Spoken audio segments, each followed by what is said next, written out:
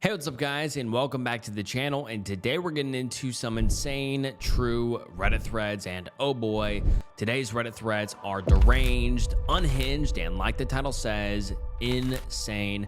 So you're gonna want to make sure to stick around, and I appreciate you stopping by. It means the world. To make sure you like the video and subscribe to the channel. The channel subscriber goal is 1 million subscribers before the end of the year, so please subscribe. And these Reddit threads just had me on the edge of my seat the entire time, so I'm excited to get into it. And yeah, without further ado, make sure you grab a drink, grab a snack, and let's get into some insane true Reddit threads. My husband, 32 male, is convinced I, 26 female, am pregnant. I'm not, but he won't believe me. What do I do? And just a quick warning, this Reddit thread is just very depressing and disturbing, and let's get into it. I'm truly at a loss here. This situation has gotten worrying, and I don't know what to do with it. Since about a week ago, my husband became convinced I'm pregnant.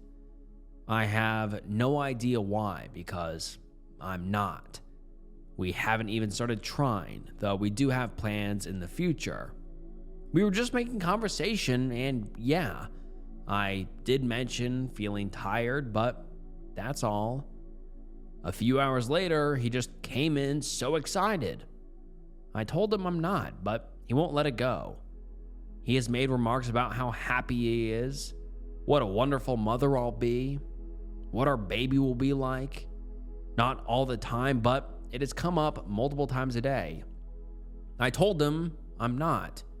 I even took a test because even I started wondering, and it was undoubtedly negative. I showed him and he just got annoyed, said tests can be wrong. He didn't speak to me for the rest of the evening. The next morning, he acted as if nothing happened. When I tell him I'm not, he just kind of shuts me out. I lost my stuff yesterday when we were in bed, and he put his hand on my stomach. Told him he's acting crazy. I'm not pregnant, and his behavior is scaring me. He went to sleep in the guest room after that and left for work early in the morning. I haven't seen him or spoken to him today. I'm just at a loss. I don't know where this obsession is coming from. I even asked him if I gained weight, if that's what has gotten him confused. He assured me I didn't. I'm thinking of contacting his parents or maybe a therapist or something. I honestly don't understand what's happening, and I'm worried about my husband. And then the OP makes a quick update to the post and says, "Thank you all for the replies. I didn't expect all of this. It's been overwhelming and I'm incredibly grateful." He's asleep next to me right now, and I keep going through all the comments. My husband is one of the kindest people I have ever met. I promise you all that he's not trying to manipulate me or would do anything to hurt me, but that does make me believe something is really wrong. I'll contact my and his parents in the morning once he's left for work. Maybe go stay with my mom for a bit, though I hate the idea of leaving him like this. I also definitely will make an appointment with my doctor for a blood test. Thank you all for the advice. And now let's get into some of the top comments. One person says, "Honestly, this is the kind of delusion that could easily lead to him becoming violent. I don't know if he will, and I'm so sorry this is happening to you, but I think that your number one priority needs to be getting out. This isn't a talk to him situation. This isn't a work it out. This is quite literally a run for your life and get someone else to help him afterwards kind of situation. I do not think it is an overreaction to move out with zero prior warning and not tell him where you're going. Then after you're out, call his parents and tell them what's going on. I know you're probably thinking your husband wouldn't do anything like that. He's not violent. He wouldn't hurt you. There are two possibilities here. He is either experiencing psychosis/delusions or he isn't. If he is experiencing psychosis, then this is not your husband. This is some rogue part of his mind that is taking over. His perception of reality is quite literally wrong, and there is no amount of love or care for you that's enough to overcome the fact that what he sees in the world is not what is real. The second possibility is that he's not experiencing any form of psychosis or delusions. This is honestly the scarier possibility in my eyes, because that means he's intentionally trying to manipulate you, probably in order to control you and prevent you from leaving, and he may possibly forcibly impregnate you. And then the OP replies and says, "Oof, this reply hit me hard. I appreciate it a lot. I'm very torn. I love my husband very much and I'm worried about him right now, but I am feeling increasingly uncomfortable at my home as well." And then another commenter says, "To me, this sounds really pretty ominous. I'll tell you why, but I'm going to explain my own background before. I have multiple degrees with a medical and psychology background, and I've written a bit about wartime psychology, prisoners of war, and brainwashing. So yes, this may sound extreme, but there's something about this that genuinely horrifies me. So a conditioning tactic to re-educate prisoners of war is that you insist on an event. Naturally, they're going to be like, what? That didn't happen. So you take something away, insist again, take it away, insist again, take it away, etc. Eventually, the prisoner of war is going to be missing so much stuff, they will eventually be like, oh well, fine. And then you give them something. Then you insist something else, etc. Basically what occurs is this scenario of repeatedly removing and giving quality of life things like comfort, food, stability, is that in the long term, it, number one, trains the person to view the person with the accusations as a key to survival.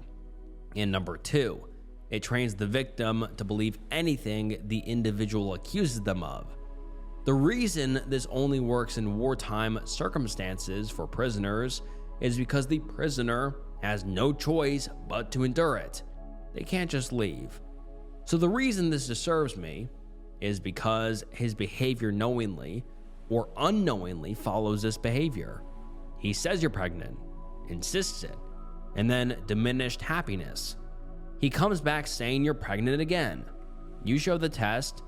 Now he only withdraws happiness but alienates you by moving to another room and taking away feelings of belonging in your own house. Now he takes his presence away, leaving you alone in your house as a stranger. Yet you know, if you were to say, okay, I am pregnant, suddenly all of that would return. So he insists you're pregnant, takes something away and gives you time to think. Then tries again, you say no, more taken away and more time. Okay, are you going to play along now? The only difference is you are able to leave at any time. But it is actually concerning that if this is a deliberate tactic, it's because he's decided that you can actually not go anywhere. There's actually something really wrong here, in my opinion. Not trying to scare you, but either this is on purpose or he has lost a grip on reality and neither are safe for you to be around right now. Edit, I'm no longer discussing my credentials. You can say I work for McDonald's. Believe me, I don't actually care. Sorry, OP, for the long chatter on your thread. If you'd like to discuss in DM, argue, or whatever, please send me one. No problem. And then another user says, the first time I got pregnant by my husband, he knew before I did. He had a feeling. Home test said negative, but a blood test showed positive. And the OP responded and said, oh my, that's wild. Either way, I'll meet with my doctor, if only to have some conclusive proof that I am not. And then the OP makes a mini update the next day, and it reads, things escalated yesterday, but I'm with my mom and his parents are at our place. And then one user responds and says, so you are safe? That is a relief. I hope your husband gets the help he needs because it is pretty obvious he needs to talk to a professional. And the OP says, yes. Thank you for asking when responding to, are you safe then? So, a very concerning update. But then we get a more in-length update 2 days later. And it reads as follows. Hi everyone. I hope it's okay I post this update. I really appreciate everyone asking if I'm safe, and I am. I wish I could give clear answers, but I can't. Things escalated when I tried to speak to him. Keeping some of y'all's advice in mind, I sat him down and explained to him that I'd love to have kids with him in the future, but that I'm not pregnant right now, and that his insistence worries and scares me. I told him we could go to the doctors together, if that would put his mind at ease, or I could take another test in front of him. I was just hoping to snap him out of it somehow. He got very agitated, said many hurtful things, and accused me of being a liar many times, that I'm trying to keep our baby away from him, and so on. Nothing made sense, and I wasn't feeling safe anymore. I knew my husband would never harm me in any way, but that wasn't my husband. Things got worse. He did hurt me, but nothing permanent or even emergency care worthy. I also know that if he was in his right mind, he would have never done anything like this. I called mine and his parents, and I'm now staying with my mom. He did seem to calm down a bit when his parents arrived. I haven't seen or spoken to him since then. His mother, she's an angel, is keeping me posted about everything. We all agree something is very off about him, and we don't know what it is. But he hasn't agreed to getting himself checked out in any way. I don't know how they'll go about it, but they say, and I painfully have to agree, that it's best to keep my distance for a bit, as most of it is aimed at me. I'm safe, so is he. I miss him so much, and I just want an answer as to why he's being like this. I keep trying to figure out if there were signs before, or what I did wrong. Thank you all for the replies. They were a great help. It's so kind you cared to ask if I'm safe. And now let's get into some of the top comments on this update. One user says, let's pray it's not drugs, since he refuses to get checked out. I'm so sorry, OP. I hope everything gets better soon. I don't know if going back to him is a good idea, though. He physically hurt you.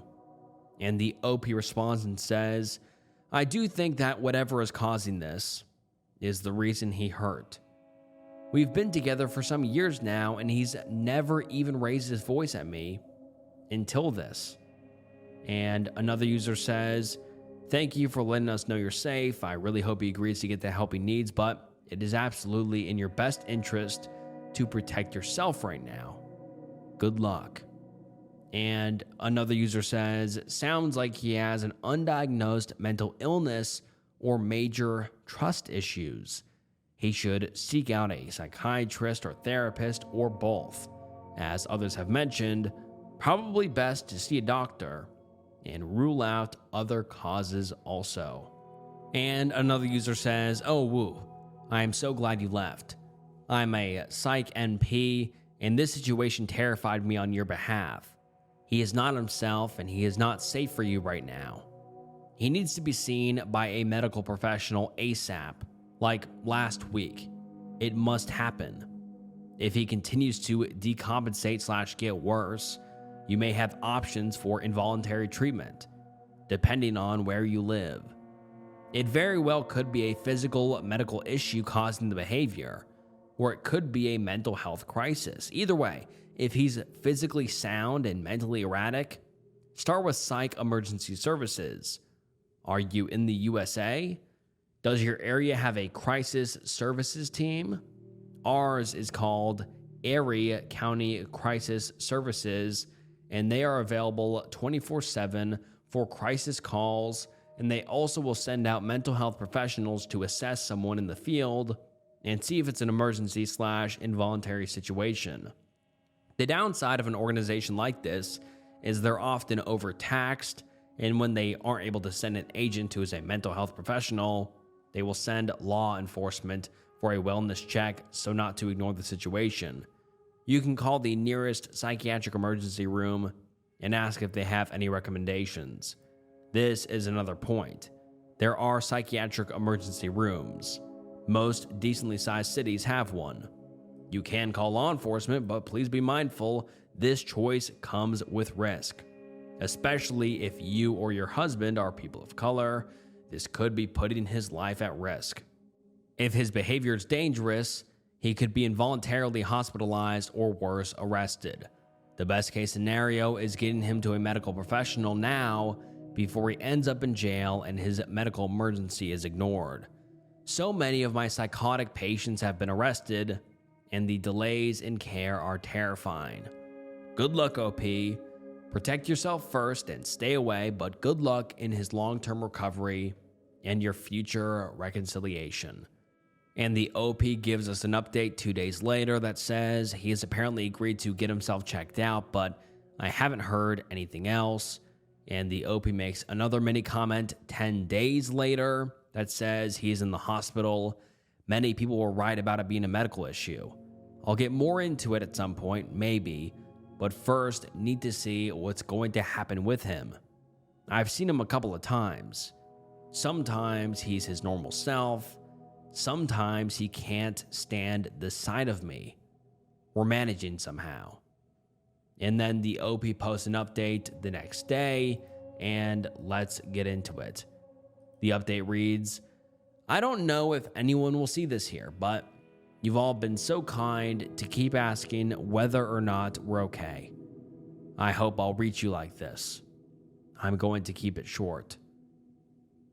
My husband has a brain tumor. A lot of people commented this, and I feel an immense amount of guilt that I hadn't considered it until then. All the headaches and other symptoms in hindsight we had previously dismissed because of a stressful work situation and so on. I'm beating myself up that I hadn't seen it before. A wonderful team of neurosurgeons, oncologists, and other physicians is figuring out the best approach here, if there is one. We'll hear more in the next days. I've spent more time with my husband. Some moments he's his amazing self, others he's filled with anger. It's difficult, but we're managing. I wouldn't have been able to without the support of our friends and family. I love my husband. This situation is terrifying. In moments of clarity, he's trying to make me laugh, so I don't worry. That's who he is. Thank you for everyone for pushing me to get him checked out. And let's get into the comments. One user says, in his moments of clarity, does he recognize how he's been acting? Or is there always some level of reality distortion? And the OP responds and says, he seems mostly very confused, if that makes any sense. He has apologized, but his mind is just not working with him right now. Another user says, OP, this is not the first time I've seen a thread on Reddit where a brain tumor caused significant behavior changes. I hope the surgeons are able to remove it and your husband's previous personality comes back. Have the doctors given you any info on what to expect after the tumor has been removed? And the OP responds and says, right now, it's the question if it can be removed. There's a lot we don't know right now. The doctors and nurses have been incredibly kind, though.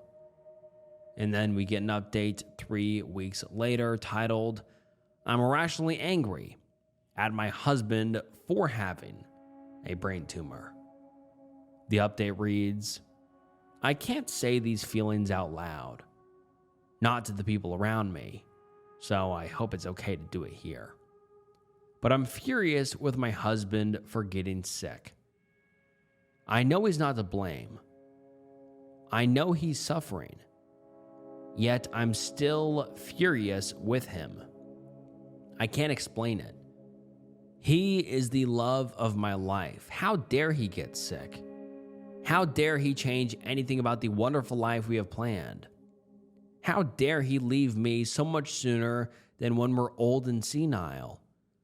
2 months ago, our life was perfect. How could everything get so horrible so fast? I love him so much it hurts, and because of that, I'm so angry with him right now. I feel like a horrible person. And let's get into some of the top comments. One user says, "Oh yes, I feel this. Fellow brain tumor partner here. Hi, and I'm sorry you're in this club. The hardest part was that we had a bad year running up to this because his personality changed and we weren't getting along. I was in the process of getting us a couples counselor for fresh eyes on his erratic takes instead of spotting the signs of a tumor. So I'll always carry that guilt with me. But it's a real whiplash on the relationship dynamics. Wait, you didn't mean all that shit? You're just sick? And now our future is all messed up and I'm your carer?" He's a lot more back to his rational self now that he's had the tumor resection. But radiation is a bastard too, and chemo, let's be honest. Not sure where you are in the journey with treatment. It sounds pretty fresh. We're about half a year in, so if it's helpful, I can share some insights on what it might be like for the road ahead. And then we get an update 9 days later, and let's get into the next update. It reads, "It's 2 a.m. here, so I apologize if this is not very coherent. I'm going to step away from all social media, and I wanted to leave you with a brutally honest update. It's silly, but y'all's support has meant a lot to me. Don't get me wrong. I have wonderful family and friends, but in a way I have to comfort them too. And I can't deal with it right now. My husband is dying. In the 5 weeks since his diagnosis, he's gotten worse quickly. Today, the decision has been made not to continue treatment or even properly start it. He's not strong enough. He has a month, maybe, if we're lucky. I'm furious at the world right now, and I'm furious at him, which makes me an enormous bitch. Because what kind of person is angry at their husband for being ill? I love him so much and I hate him for it. I'm sorry this isn't a better update. I wish you all the best." And let's get into some of the top comments. One user says, "Holy hell, I'm so sorry. I remember hoping it was schizophrenia and not a tumor. I'm still kind of hoping this is someone's creative writing venture, but I'm devastated for you. I know tears from a stranger on the internet aren't really a comfort, but they're still falling for you. I lost my little sister a few years ago. I love her so much. She was my world. I was like a half parent to her. I was planning my life on having her live with me. And after the very quick progression of an unknown illness, she was gone. I still can only imagine what you're going through. I'm so sorry. I hope you're already linked with palliative care. There's some amazing people. Take it literally 1 second at a time, then 1 minute, then an hour, then a day. I was taking it an hour at a time for months after she died, and I still sometimes go day by day. If you can get grief counseling, go ASAP. I did phone sessions, can give you more info if you're in Australia. I mainly use my sessions to just talk about my sister, to tell stories and remember her, to have someone new know her. Sending you love and light." And the OP responds and says, "This comment means a lot to me. Thank you. I'm sorry for what you've been through. Our medical team has been incredible, even dealing with my emotions with a lot of patience. I just wish this wasn't the path we had to take. And then we get a heartbreaking update post 4 weeks later titled, "He passed." He passed on the 16th. We had his funeral shortly after. Thank you for the messages. Wishing you all the best. And then we get another update 4 months later titled "Little Update." And this reads, "Hi friends. I wanted to write a little something here. I don't know if anyone will see it or care. I probably didn't show it properly, but your words did mean something to me. I'm doing okay-ish. Sometimes the grief makes me physically nauseous, but I manage. My friends have been wonderful. For a while, I took a step back from his and my family. I do regret that. I guess I had a hard time dealing with their sadness, but we're mostly doing better now. I have a dog now. My friend had to get rid of him because of her living situation changing and asked me. Saying yes, initially temporary, was the best thing that happened. It gave me a reason to get out of bed, to focus on something else. Now, don't go gifting your grieving friends random pets, but for me, it worked out very well. I've also started working out again since a few weeks, only part-time, but it's going all right. And I recommend therapy for anyone going through this. I resisted at first, then agreed and ended up with a therapist who I didn't connect with, I realize now, and stopped again. Eventually, I tried again, and I'm grateful for it. I feel a lot more comfortable and heard with her. It's hard. I'm not gonna lie. I wanted to no longer continue going on. Sometimes I still do, but I feel lighter than I did before. It's getting better. I still cry often, and that's okay, as my therapist would say. One step at a time. Thank you for giving me more kindness than I expected from strangers." And let's get into the top comment. The top comment reads, "Yes, we absolutely still care, and I'm so sorry for your loss. I'm so glad that you cut yourself a break for how you're grieving. As many people told you, anger is a normal part of grief and doesn't make you a monster. It just makes you human. I honestly don't know if it's harder to know that someone is going to pass away or if a spontaneous loss is worse. I wish more people understood that you have every right to fire your therapist and that it's okay to audition potentials. We're here for you, whether you want to talk about rainbows and unicorns or what you had for dinner or your grief, etc. Our support is unconditional. Sending you so many hugs."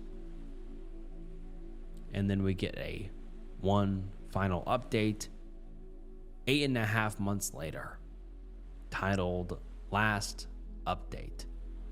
And it reads as follows. I've been coming back to this account often lately and decided that it's time to let it go. It's been over a year since we lost him. It still feels surreal, but I just wanted to let anyone who sees this know I'm doing quite okay. I'm working full time. I've started a new hobby and make an effort to spend time with people I love. Most importantly, I realize there's days where I'm enjoying myself again, and I'm so grateful for that. Don't get me wrong. It's still so hard. I miss him every day. I still go to therapy weekly, but I feel like slowly I'm moving in the right direction. Dating is off the table, and that's okay, because I have the best dog to keep me company. Thank you all so much for caring and letting me know and letting be my grieving self here.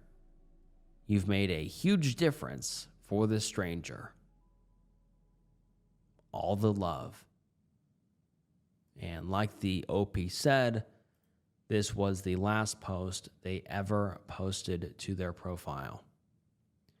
And just what a horrible, horrible situation. I mean, it started out as everyone wondering whether this was a manipulation tactic or, schizophrenia or some other, more explainable happening, that why he was acting so weird, why he was thinking the OP was pregnant when she wasn't. And it ended up being a brain tumor that ended up killing him shortly after. And it's just, life is very unfair. It really is. I mean, like, the OP didn't deserve this. The OP's husband didn't deserve this. It's just very, it brings up a lot of questions for, why things like that happen. But, I don't know. I'm just kind of speaking here, but,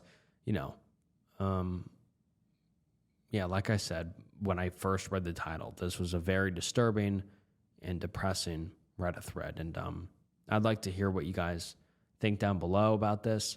And I just hope that the OP and her family can find some peace. And I hope that the OP's husband rests in peace. Just such a sad, sad situation that, I was not expecting when I first read through that first post. I'm like, oh, is this some sort of, just weird guy? And it just, takes a turn like that. Yeah, I don't know. I'm just yapping, but super, super depressing. But on to the next one. Am I the asshole for refusing to host Easter dinner if my nephew is invited? Throwaway because wife knows my account. I, 37, and my wife, 35, have been arguing about this all week. Our nephew, who is 22, has always been troubled, even though sister-in-law, 44, and brother-in-law, 48, have always treated him well. Some examples of his unsettling behavior. He was caught feeding one of brother-in-law's horses avocados, poisonous to horses to make it sick. I have dogs and don't want him to hurt them as well. He demands to be called the names of 2 specific fictional characters. He believes he is these characters, reincarnated. If you call him by his real name or refuse to go along with his delusions, he becomes aggressive. He carries around a plushie of one of these characters everywhere. There is a hole in the back. The hole is stained. I have tried not to jump to conclusions about what he does to that plushie and failed. It smells rancid, and honestly, just thinking about the thing makes me want to vomit. I've tried so hard to be patient with his quirks, as my wife puts it, but what really pushed me over the edge was an incident that occurred a few weeks ago. For context, wife has struggled with infertility for our entire marriage, and we have given up on having our own kid until we recently discovered she is pregnant. Given the fact that she is 35, we have been surprised and overjoyed. A few weeks ago, wife started randomly getting rude texts from nephew, insulting our baby. One text implied that our baby would have fetal alcohol syndrome due to my wife's previous drinking problem. Even though she has been sober for years, I wanted to call up that insensitive brat and tear into him. But wife insisted we gently let him know via text that we didn't appreciate his comments. When he kept going and my wife started crying, I called sister-in-law. She was able to shut him down and get him to apologize. I have no idea what the hell got into him, but I suspect it has to do with his hatred of women. Wife believes that he may be on the spectrum / have undiagnosed mental illness and that he needs to be treated patiently. I think he has been coddled his entire life and it has only made him worse. I think if someone doesn't put their foot down, his behavior will escalate into something dangerous. Here's where I may be the asshole. Each year, wife and I host Easter dinner for her entire family. Wife has already forgiven nephew for the incident and is insisting we invite him so that he isn't isolated from his family, something she believes will worsen his behavior. I see her reasoning, but enough is enough. I refused. I said she is being a doormat like everyone else in the family when it comes to him, and that our man-child of a nephew can't just make her cry and get away with it with an empty apology. Some of my friends are saying that I am being controlling and that I can't stop her from seeing her own family. I feel like I'm going insane. Am I the asshole? And now let's get into some of the top comments. One user says he has a history of poisoning. He has a history of hating women. He has a history of mentally abusing your wife. He has a history of saying the baby will have birth defects. It seems like it would be fully within his capabilities to poison your wife to hurt the baby. Sounds crazy, but this guy definitely is. And the OP responds and says, "This is exactly what I'm afraid of." I feel like nobody in the family wants to admit that his problems aren't just him having quirks. They're warning signs of potentially dangerous behavior later on, and they need to be dealt with. I'm glad I'm not alone in thinking this. I was starting to wonder if I was overreacting. Like the plushie thing and him thinking he is certain fictional characters is one thing, but the animal cruelty and anger towards women is what really has me concerned. Another commenter says, yes, the animal cruelty is a clear sign of him being an actual psychopath. The issue is how to make your wife see this without pushing it. Most people don't want to believe their family is capable of such cruelty. You'll have to be very, very gentle if you intend to discuss it at all. Worst comes to worst, very carefully watch the food and drinks. Personally, I can't believe anyone in the family puts up with that utterly disgusting plushie. I mean, how can they expect you to bring your future child around that? And the OP responds and says, his parents got it for him when he was a kid. They thought it was cute when he brought it everywhere. I think on some level, they still see him as a child, so they kind of refuse to acknowledge what he does to that thing. Another commenter says, not the asshole, but honestly, the whole family are for allowing this to continue. How long has he behaved like this for? I can't believe no one has taken him to a doctor. I mean, just the fact that this adult man is carrying around a stinky, stained plushie of a fictional character is bad enough, but then trying to hurt a horse? And no one thinks that's worth looking into? And the OP responds and says, his mom does try to push him to go to therapy and to get a job, and he usually will get a therapist for a few weeks. And then she is back to begging him to get therapy. She didn't want to push him when he was younger, but now that he is an adult, she cannot make him do anything. At least he has learned, after getting fired for this previously, not to take his plushie to the job he manages to hold down for a month or two. And then some people ask if the OP knows if he's harmed or hurt any other animals. And the OP says, I do not know if he has harmed other animals. He was actually vegan for a few months at one point and was very anti-animal cruelty. I don't know why he flipped and tried to hurt one of the horses. And honestly, the fact that he can go against his own supposed values like that also scares me. I think I need to emphasize to my wife that this is a matter of safety rather than me just being mad at our nephew for his comments, although that is also a part of it. My wife has always wanted kids so badly, and before she got pregnant, I think she projected a bit of that onto her nephew as we watched him a decent amount when he was younger. I get that he's family and she loves him, and it's hard to admit that someone you love could be a danger to you, but she also has our baby to think about. I think I will show her these comments in the morning after I make her teen apologize for calling her a doormat / getting upset while arguing. I need to approach this a bit more gently, as you guys are confirming for me that it really is more serious than him just being rude. And then the OP makes an update 13 hours later, and let's get into it. The update reads, "My wife and I had a long talk this morning in which I made it clear that I was more concerned about her and our baby's safety than anything. I also apologized for resorting to name-calling last night.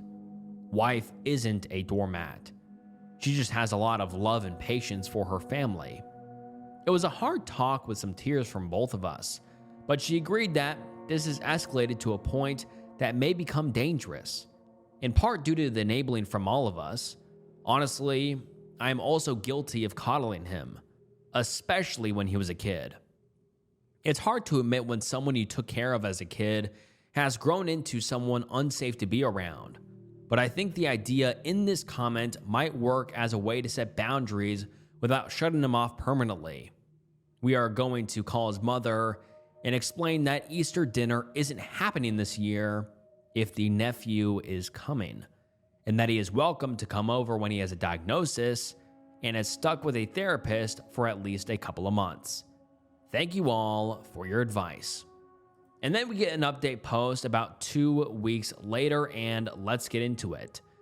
This series of bizarre events started on Easter and has only gotten weirder since. For those of you who did not read / don't remember my original post, my nephew was banned from our recent Easter dinner due to a concerning pattern of behavior, including recent disturbing text messages to my pregnant wife about her unborn child. Since then, his parents eventually agreed to not bring him after a lot of arguing. Sister-in-law, nephew's mother, eventually admitted that he may need professional help and that wife and I may have some reason to be worried for our safety around him. That's concerning. And on Easter, our worries were proven more than reasonable. He showed up uninvited, using brother-in-law's car. His parents came in sister-in-law's car. Our dinner was interrupted by aggressive pounding on our door. I don't know how to put this without it sounding insane, so here it goes. Nephew was at our door, holding a sword and dressed as the Joker. He tried to say something, but I slammed the door in his face and told everyone inside what was going on. Chaos, predictably, ensued. Brother-in-law, a generally calm guy who I have never seen freak out or get angry, turned beet red and went outside. He ended up literally chasing nephew around our house, screaming at him in an attempt to get him to leave. Neighbors came outside and sister-in-law went into damage control mode, talking down one concerned neighbor from calling the police somehow. He dropped his sword in the chase and brother-in-law tackled him on our front lawn. They got him into sister-in-law's car somehow and they left with him. Easter dinner was ruined. Wife was in tears. I was so mad, I was shaking. Good news is that this was a wake-up call for sister-in-law and brother-in-law. Under threat of them withdrawing financial support, nephew has agreed to seek therapy and surrender access to his Tumblr blog, which he previously would spend hours a day posting on. His mother went through it and found a lot of alarming posts, including content about his hatred for women, screenshots posted of his text exchange with my wife with captions bragging about his hurtful behavior, and several disturbing fan fictions with violent, intimate content. They believe him being too online is worsening his behavior and are hoping that limiting his access and forcing him into therapy will help. Thank you for all who convinced me to stand my ground in the comments of my original post. And now let's get into some of the top comments. Someone says, I think it's a little more than seeing a therapist and we take away a little social media. That young man needed the cops called and a 5150 hold. I hope y'all start putting things like security measures in place. Good luck, and you're still not the asshole." And the OP responds and says, "I might suggest that 5150 hold to his parents, but his mother is already worried that taking away his phone was too much, as if he didn't show up at my house with a weapon." And another user says, "Not the asshole. Look, for all I care, you can be a rabbit identifying as a frog or believe you are Superman. If you aren't hurting anyone and can function in society, have at it, but this guy is scary and dangerous. He hurts animals, hates women, and has a false sense of reality. The family has enabled this behavior for years. Nope, I wouldn't want him anywhere near your pregnant wife, and later your child. He is going to hurt someone." And the OP responds and says, "Funnily enough, you almost guessed which two characters he identifies as. Kermit, the frog to be exact, yes, as in the Muppet, and the Joker. Not Superman, but from the same source material." And then one commenter actually finds the OP's nephew's Tumblr account, and I'm not going to expose what the username is or the link to their profile, but I'm going to read a few posts from here because, yeah, it is weird, disturbing, and just strange. One of his posts reads, "I still have hot glue burns all over my mouth from trying to kiss my sock puppet with tongue while the glue was still wet. It's kind of like my own personal Joker scars. Guess this is my life now. The clown paint just never comes off. I feel more badass than ever before." And also, other posts confirm that the plushie he has was being used for what the OP was, thinking it was being used for. Yeah, just gross, weird, really, really weird. I mean, I just keep scrolling through this post or just through this profile, and very strange. He has such a interest in puppets, Kermit the Frog, and the Joker. It is very, very strange. And there's actually a picture of his doll, which is Kermit dressed as the Joker. Very, very strange. And then we get an update 8 days later from the OP, and the update is titled "Final Update." Hopefully. First and second post of my profile for those of you who are out of the loop. Thank you for the kind messages and advice in the comments. The situation is being taken seriously by brother-in-law, wife, and myself. Sister-in-law still has her head buried in the sand a bit, but we are working on it. At the very least, she has not lifted the phone ban, and she has been looking through his Tumblr as well as his other social media to see if he really had violent intentions on Easter. Sister-in-law still believes nephew that he only came to talk. In any case, he had his first therapy session with the new therapist this week. He has promised to stick with it, mostly because sister-in-law said she would return his phone if he stuck with it long enough. Not sure how long enough is.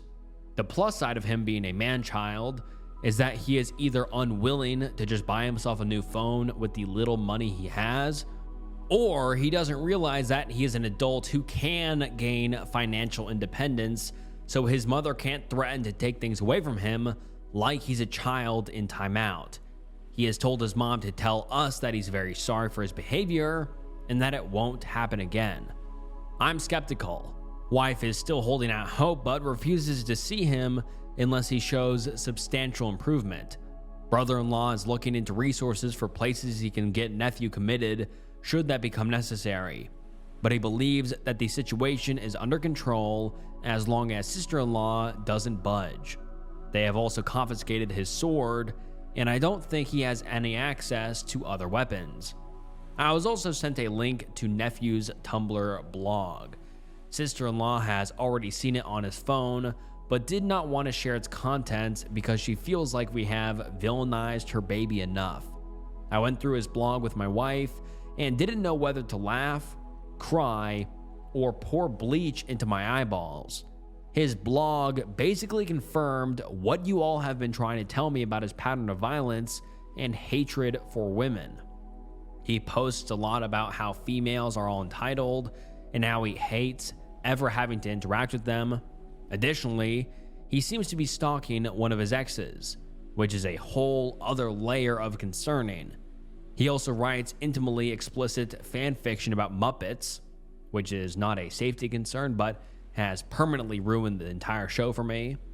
Sorry this update isn't very exciting, but a lot of people express concern for my family and I's safety, so I'm letting you all know the situation is being handled and everyone is okay. For those wondering about the plushie of Kermit, it has gone missing according to sister-in-law and brother-in-law. I hope it stays missing forever. And now let's get into some of the top comments. One user says, "Hi OP, you had correct instincts here. Nephew is absolutely mentally unwell. The patterns of violence scares me to even read. The thing about the horses, if he was trying to feed it avocados to make it sick, he could have killed it. Horses can't vomit. The Muppet fanfiction and the other sort of plushie is so gross. That's something that is beyond a little unwell. People who believe in that stuff are largely mentally unwell, and especially if he decided he's doing it is a literal psycho murderer.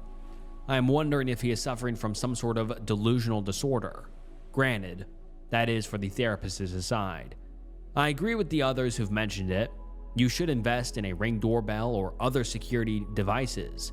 He might get his phone back and blame you for everything.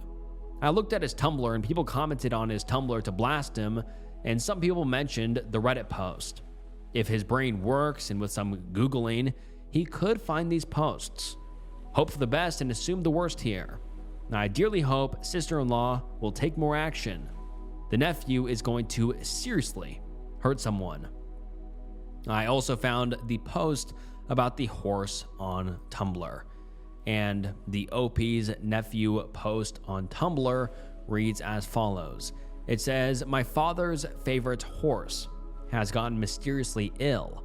If he dies, maybe I will finally be the favorite son instead of playing second fiddle to an animal." And someone replies and says, "There's so much on there about the horses and his hatred for them. All the logical signs point to him. He 100% did attempt to kill it. In the hashtags, I was starting to get really freaked out as someone with my own horse. I really hope OP is safe and taking precautions." And then the OP actually makes a mini update to their post and says, "Edit, people are messaging me saying that he is back to updating his Tumblr account. So that likely means that sister-in-law has gone back on her word. I'm going to call brother-in-law and update him.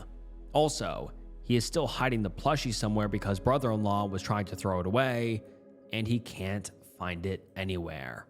And then the OP comes back with another update titled "More Updates," unfortunately, and it reads as follows. "Sorry for the lack of updates. Life has been a bit crazy. Wife and I went no contact with nephew and sister-in-law, which has been hard on wife because she has always been close with her sister. We have kept contact with brother-in-law, keeping him updated if we saw anything concerning on his Tumblr account, as many of you have kept me updated. And boy, did he post concerning stuff. I'm not sure what the last straw was. Possibly when he posted about cutting off part of his coworker's hair and getting fired as a result. But brother-in-law decided he had had enough of sister-in-law's permissive parenting and nephew's destructive behavior going ignored. Brother-in-law has been trying to go harsher on nephew to straighten him out. But sister-in-law throws such a tantrum every time he has tried that he has decided he's had enough. A few days ago, he packed up and left. Now it looks like he and sister-in-law are going to get a divorce. He has been staying with us for a few days, going back once to make sure his horses were put in temporary boarding while he figures his stuff out. He is also working on getting a lawyer. In other news, my nephew has run away from home. He is 22, So I don't know if this means he has finally gotten an apartment or what. All I know is a few hours ago, sister-in-law called brother-in-law in hysterics, crying that he had left a note and that it was brother-in-law's fault. I think that he may have gone to stay with some internet friends, but wife is getting worried as it is 3 a.m. and there is still no sign of him. Actually, I also kind of worried, but I'm trying to stay level-headed and not think of worst-case scenarios. Sorry if this is unclear and sounds rushed, but stuff is still unfolding and this has been a lot to deal with. I will answer any questions y'all have once everything calms down a bit. Edit. Several hours after I made this post, police found nephew in a small forest a few blocks away. He was hiding in the trees, and I guess he was going to try to live there. They returned him to his mom's house. I am exhausted. And now let's get into some of the top comments. One user says, okay, can we also note how weird sister-in-law is being? Why is she acting but also treating like her son is 10? It's weird. It's like she also has some weird mental problems with her son. Like, it's odd and not normal to act this way about a 22-year-old man, who is also her son. Like, it's giving me an icky boy mom vibes in a very gross way. Also, kudos to your brother-in-law for finally taking some much-needed action. Also, I think you should contact the police. Get everything on file. Nephew may come after police now that he has ran off. He is a danger to others. Stay safe, OP. And someone else says, his Tumblr has a post about how he's going to live in the woods and hope that your brother-in-law will return home. He also has one about collecting herbs and berries to eat in the woods, and that one seems very disturbing. Apparently, he believes he has a natural survival instinct. I don't know if he has done a lot of camping, but I would be concerned since his reality seems not that existent. The fact that your sister-in-law is throwing tantrums unfortunately shows that she is to blame for his behavior. And someone else says, I mentioned a 5150 hold in the comments on your first or second post. Your brother-in-law should be calling the police and hopefully, if they find him, he can be assessed more seriously than his current voluntary therapy sessions.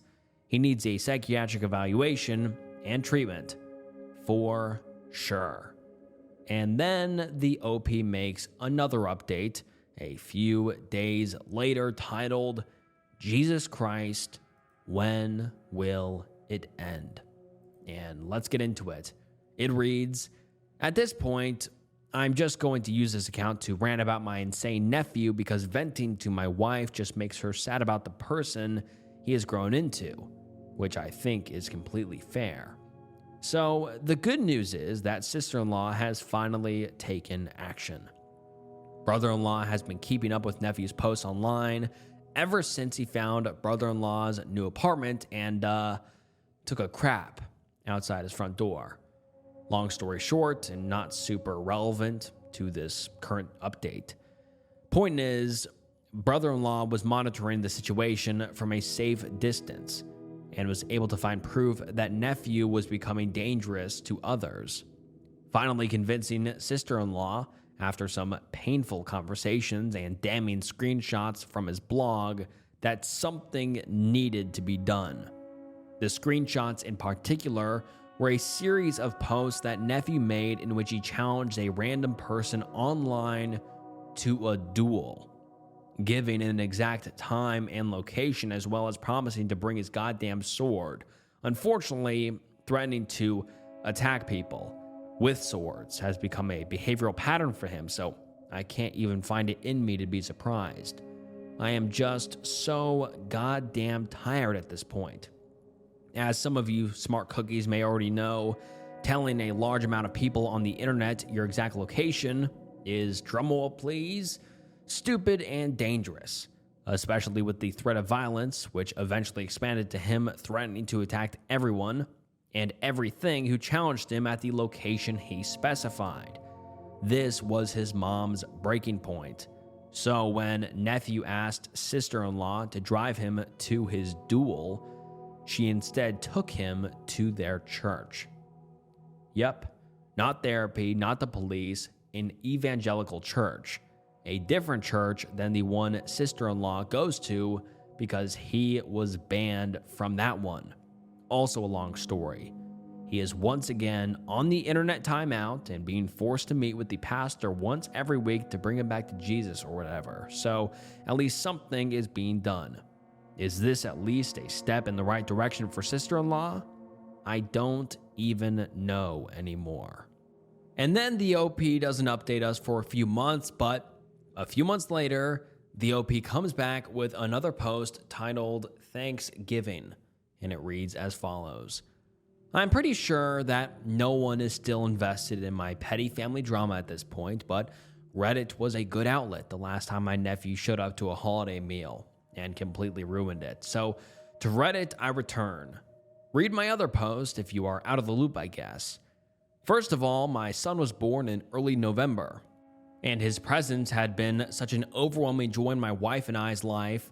We had been so busy with him that we hadn't even thought about whether nephew would be at Thanksgiving until the days leading up to it.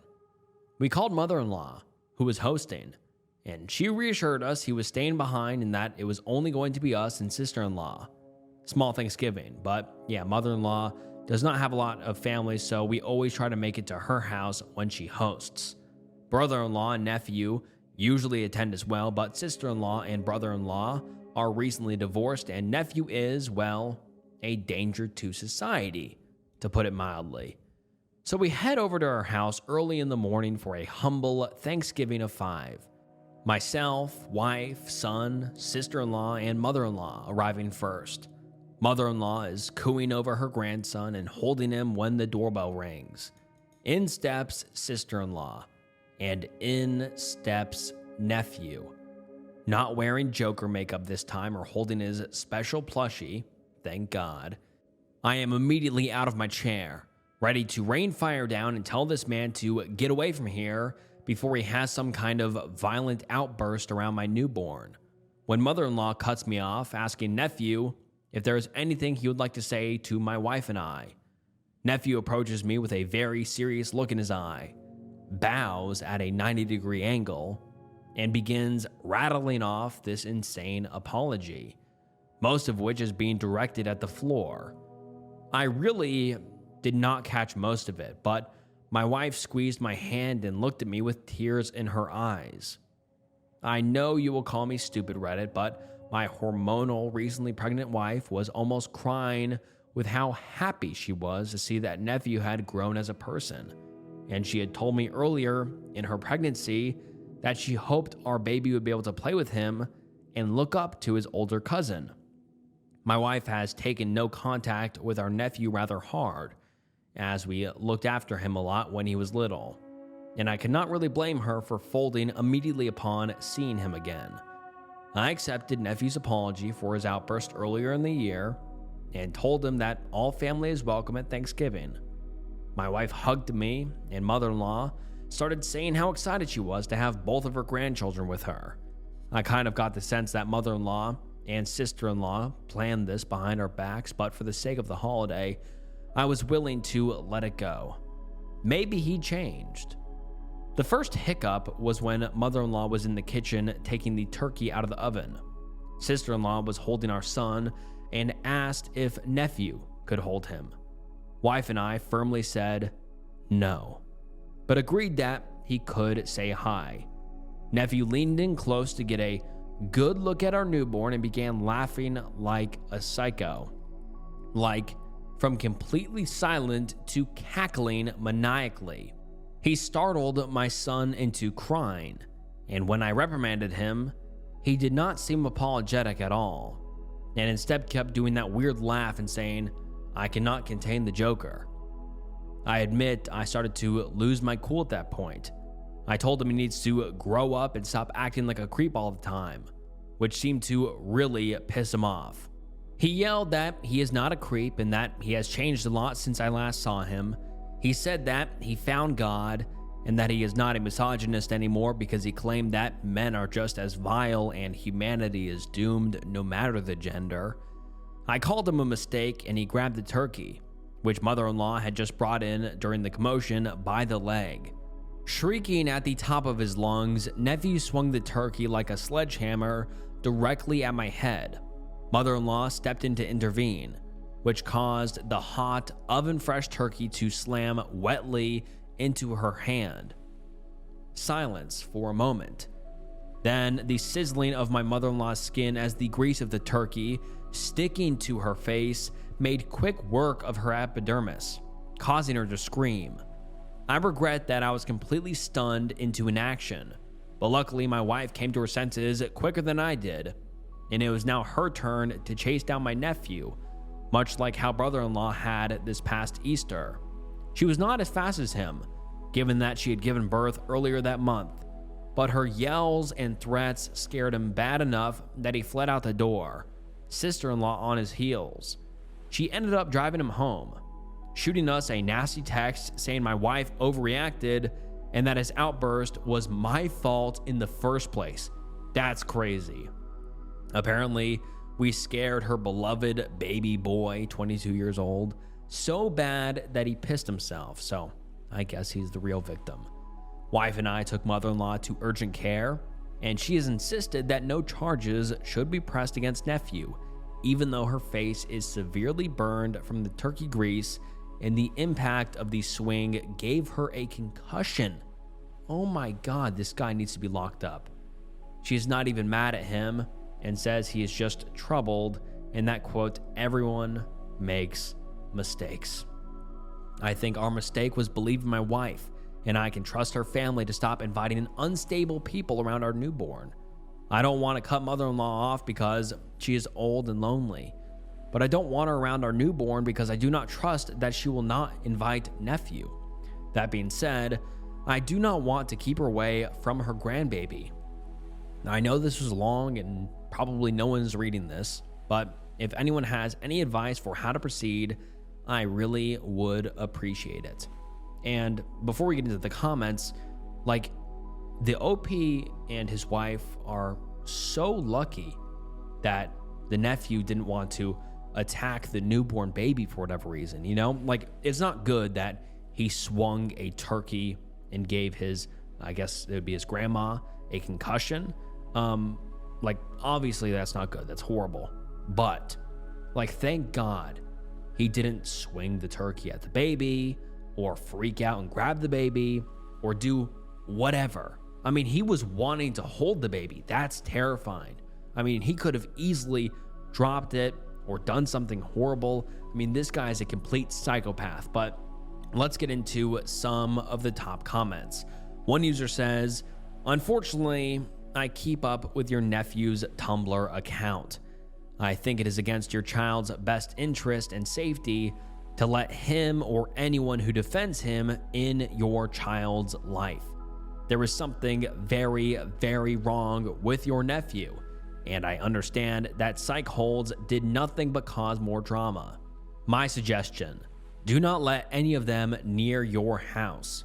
If you choose to meet with mother-in-law, it should be in a public place where you can leave, and maybe somewhere with security cameras. If you don't already have security cameras, get them. If possible, get a restraining order against him. Use mother-in-law's urgent care release papers as part of evidence. Do not forgive or relax your guard around him. Don't let your guard down around sister-in-law. Don't let your guard down around mother-in-law. They are supporting a man who is very psychologically unhinged, has a history of threatening behavior and assault. Obviously, it's sad that mother-in-law won't be around for her grandbaby and that she's lonely. Tough luck. She's choosing someone who I can't describe without getting banned from this platform. Good luck. I'm sorry your wife has such a horrible family. Also, it seems as though your nephew may want to dox your baby. Obviously, I cannot trust that Tumblr for any facts, but everything on there is so unhinged. I cannot tell if it's a joke or a threat. And the OP responds and says, "This is good advice. Thank you. I think my wife's family has always been crazy and has a history of excusing bad behavior, particularly from men. So she is a little desensitized to it. Honestly, dealing with my in-laws had normalized this kind of behavior for me too, to some extent.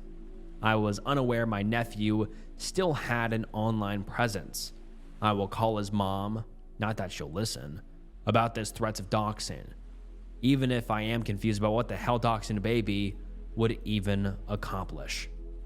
And someone else says, your wife has to accept that he is a danger to all of you. If she cannot, then you're going to have to make some tough choices because you can't keep going on like this. And someone else says, your choice is to protect your son or not. Your mother-in-law and sister-in-law refuse to acknowledge that this guy is dangerous. That makes them just as dangerous. Worse, as they enable him and manipulate you and your wife with absolutely no effort. So keep your son safe, or see if it's your baby being flung by the leg next time. Make your choice. I can't believe it's even a hard choice. Get security cameras and don't ever go to mother-in-law's home again. She's also not allowed at your home. No more ambushes. She can see baby at Starbucks if you're so reckless as to keep contact with someone who knowingly and willfully manipulated you into endangering the safety of your baby. Why you stayed when he walked in the door is just the most ridiculously dangerous and bad thing, but it can't happen again. Your mother-in-law does not care enough or respect either of you enough to even protect a newborn. You're the kid's parents. Do better. And this is the last update we have ever received from the OP. And man, I really wonder how this entire saga ended. I wonder if the OP's nephew ended up in prison or jail or in a psych ward somewhere, or I don't know. But what I do know is that the OP's nephew is still posting on his Tumblr. Like I said, I'm not going to link the profile. I'm not going to do anything. Do not contact anyone mentioned in this video. But man, this Tumblr account is beyond disturbing. I can't tell if it's a joke or if he's crazy, but from the entire story we just read and the thread we just got into, it does not seem like a joke. Yeah, this is just the most unhinged Tumblr account I have ever seen before. Like, it's just so weird. Like I said, it's a mix of, Muppet, Kermit the Frog, and the Joker. And he likes the Muppets and wants to make love with the Muppets. Yeah. This is just one of the most insane Reddit threads I have ever read. And yeah, on to the next one. Ayahuasca ruined my life. Originally posted to r/DMT and r/psychosis. And for those of you who don't know what ayahuasca is a traditional psychoactive brew that's been used for centuries by indigenous people of the Amazon rainforest, mainly for spiritual, ceremonial, and healing purposes. And basically, it is a very, very intense psychedelic experience that gives you vivid visions and deep emotional introspection and just an altered state of consciousness lasting 4 to 8 hours. And many people do ayahuasca for personal growth or being able to look inwards or for mental health challenges. Although doing ayahuasca isn't risk-free, and ayahuasca can trigger severe anxiety or panic that lasts a long time. It can increase confusion, impaired judgment, and prolonged psychological distress.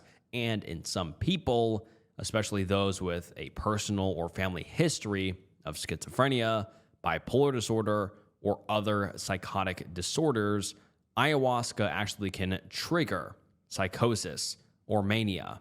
And obviously, that is not good, and it can be very, very dangerous, and you can lose your mind. But without further ado, let's get into the story. I just wanted to make sure you guys know what ayahuasca was for those of you who don't know. And the Reddit post is titled, Ayahuasca, ruined my life. My story. What happened in this ceremony in Costa Rica?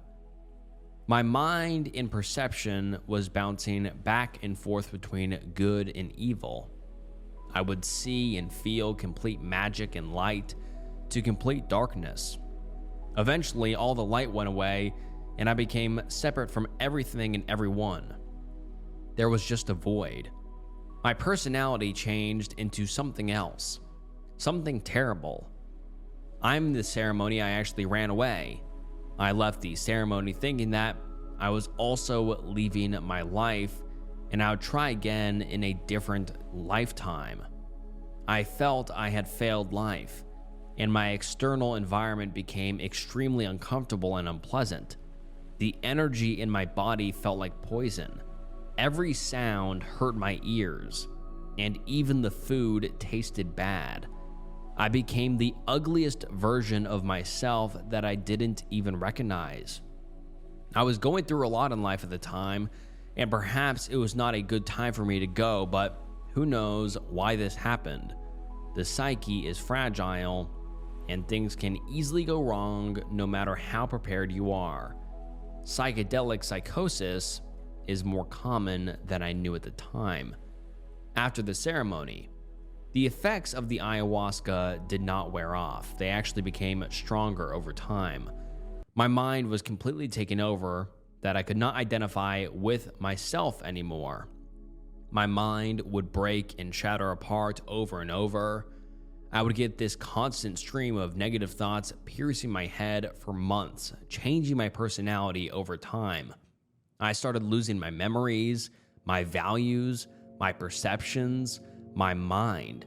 I was working with 2 medicine men, but nothing seemed to help. I did everything I could to hold on to myself, but eventually my mind got so hijacked that my former self stopped existing. Intense energy sizzled through my body, and I could not sleep for weeks. My thoughts made me believe I was not ascending, and I'd be trapped in hell for all eternity. I was kicked out of the ceremony of life and was disconnected from life, my heart and spirit. My heart would constantly pound in my chest, my body would shake uncontrollably, and my brain would hurt.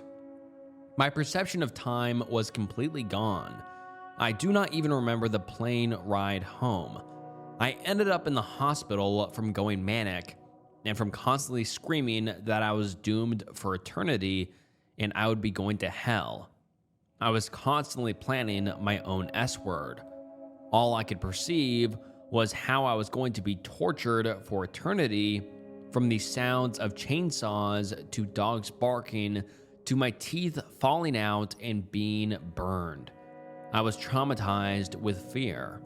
I would throw up from screaming for hours, stuck in loops, pacing for hours in distress. I ended up in the emergency 3 times for manic episodes and eventually the psych ward. I have never had mental illness in the past. Now I find it hard to leave the house as I now have major anxiety, depression, and fear. Since then, 8 months later, I no longer feel the effects of ayahuasca and have stabilized, but who I am now compared to who I was is very different. I feel completely disconnected from my heart and spirit.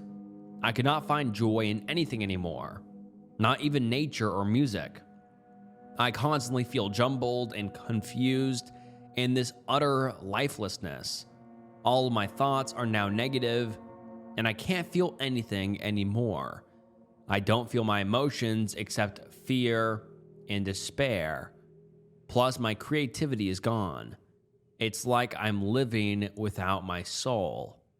I have no motivation or interests anymore. Just getting out of bed is difficult. I lost my business as an artist and partner through this whole experience. And now let's get into some of the top comments. One user says, were you taking any psych meds prior to the experience? What you're describing is post-manic depression. The same thing happened to me, but with SSRI. and I also lost everything. And the OP responds and says, I wasn't on any medication before. I've never had any mental illnesses prior. I'm so sorry that happened to you. I keep hearing more people talk about these encounters, but only after it happened. And the commenter replied again and said, I have heard that even if you have a mild undiagnosed psychotic disorder, so think bipolar, which is fairly common, psychedelics can trigger a sharp onset. And the OP replies and says, for sure, but I have done ayahuasca 5 times prior and nothing was triggered. Another user says, this is happening more and more often since all these shamans that are supposed to protect the ceremony space don't know how to do it and leave people open to energetic parasitism. The only way to heal this is unfortunately through the same plant medicine. Make sure you have a real shaman this time who can identify and remove the pathogen that is now attached to your soul. These things thrive on such energy. You can take ownership of your own being again. However, it will take a long time. If you don't want to consider plant medicine again, some sort of meditation over many years would slowly but surely make space for the real you to inhabit your mind and body again. And the OP replies and says, I'm worried that taking plant medicine again will make me worse. I was only considering it if I don't see any progress in a year. And one commenter smartly says, don't take it again. Fight for footing in the reality you have. And I agree. I don't think the OP should go back and take that medicine or take the ayahuasca since it made her worse. I think she should, see a psychiatrist or therapist or go to the hospital because she clearly has triggered something serious. Another commenter says, any history of bipolar, manic episodes of schizophrenia before this? What you describe happened to me, but I didn't even drink ayahuasca. Was from my traumas surfacing for me to deal with after I got off a lifetime of SSRIs and had a breakdown. And the OP says, no mental illness before this. And another commenter says, I'm really sorry to hear about this. Must be horrifying to have your life stripped away from you and feel so empty inside. Deep down, I'm wishing you well and that you pull through this. There are a few points, though, that I'd like to share. First, my childhood friend had something similar happen to him when he was 19. He tripped on mushrooms, and he went to a very, very dark place from which he didn't fully return for years. He gradually faded from my life, largely because I was living overseas. But when I returned home a few years later, I contacted him and we reunited. He was a sober, solid dude that oozed gravitas. There's no guarantee how this will turn out, but recovery is possible. Hang in there. Second, there's a lot of blaming going around, which I find frustrating and naive. You must have had some underlying mental illness, the shaman was bad, the medicine was bad, you needed to do more shadow work, blah, blah, blah, blah, blah, blah, blah. I'm sorry, but while that can be to blame, another aspect that is that powerful medicine also carries powerful side effects. Having a bad trip is an intrinsic risk of ayahuasca. Everything might have been good. You might have done what you needed. You just hit the lottery and have to deal with it. From what you've written, it's not worth nitpicking about what it could have been. I suggest you just go on with your life, and in that, I wish you all the best. And the OP replied and said, thank you for your reply. I agree. You don't know what you're going to get, and sometimes things go south. It's a risk. I never in a million years thought this could happen, yet here we are. It was my fault for not doing enough research ahead of time. I'd never even heard of people getting hospitalized because of it. People only like to talk about the good stuff. Hence why I'm posting my experience to spread awareness that things can go wrong even if you feel safe going into it. And then we don't get an update for about 2 months, but 2 months later, the OP comes back with another post titled Ayahuasca Warning. And let's get into it. 9 months after ceremony, and it's like my whole life has been taken from me. I used to be filled with love, joy, and creativity. and now my cup is completely empty. It's like living without the soul. I can't even enjoy music anymore, which used to be my everything. I feel foolish for taking the medicine when I don't need it. I think of my past self every day, and I wish I could have that bright light back. I only live in the shadows, now hidden away. It's humiliating to lose everything and feel hopeless for it to return. I almost committed S-word 4 months after the ceremony when the psychosis never ended, and now I'm terrified of death, as I could constantly only perceive that I would spend eternity in hell. This has been worse than a nightmare. Choose wisely if the medicine is right for you. And now let's get into some of the top comments. One user says, posting this continuously will not make it go away. You are just instilling fear in people that would benefit from the medicine. I would strongly suggest you go and have another ceremony with a proper shaman that can diagnose attachments and remove them. Your case sounds like a typical case of energetic parasitism. These things feed on your misery.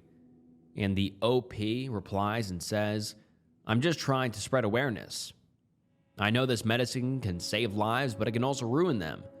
If I heard the horror stories that I'm hearing now from people, I would have taken more precaution. And I am reading this story right now for you guys for that sole purpose of, sharing this OP story and making you guys know as well the risks of taking such drugs. I mean, I really don't like how this one commenter said, go take more of the drug that hurts you.